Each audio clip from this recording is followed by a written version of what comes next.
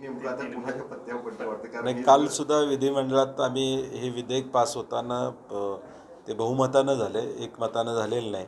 आम्ही सगळ्यांनी त्याला आमचा आक्षेप नोंदवला की आता महापालिकेमध्ये 4 लोक, मग नेमकं दायित्व कुणाचं असणार? त्या 4मध्ये वेगवेगळ्या पक्षाचे 4 निवडून आले तर कुणी कुठल्या भागामध्ये लक्ष द्यायचं? आणि ह्याच्यावर संभ्रम अवस्था होती. महाविकास आघाडी असतानासुद्धा आमची वैयक्तिकरित्या हे होऊ नये अशी अपेक्षा होती. त्यावेळी 4चं कॉम्प्रोमाइज करून तो 3वर निर्णय त्या ठिकाणी त्यावेळी झाला होता.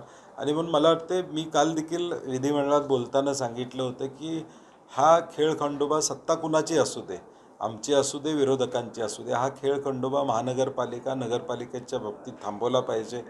धोरणात्मक निर्णय एकदा कायमस्वरूपी या राज्याचा घेतला पाहिजे. राजकारण बाजूला ठेवून गव्हर्नन्स काय करतं आणि प्रशासकीयदृष्ट्या योग्य काय आहे, की उद्या कोणाला तर वाटलं तर 4 आमदारांचा एक मतदारसंघ होणार का?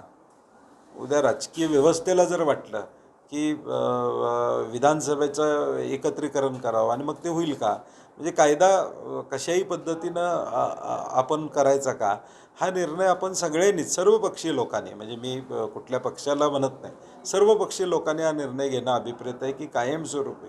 कारण की शेवटी या व्यवस्थेमध्ये आम्ही ग्रामपंचायतीपासून महानगरपालिका या स्वीकारलेल्या आहेत विकासाची दारं म्हणून.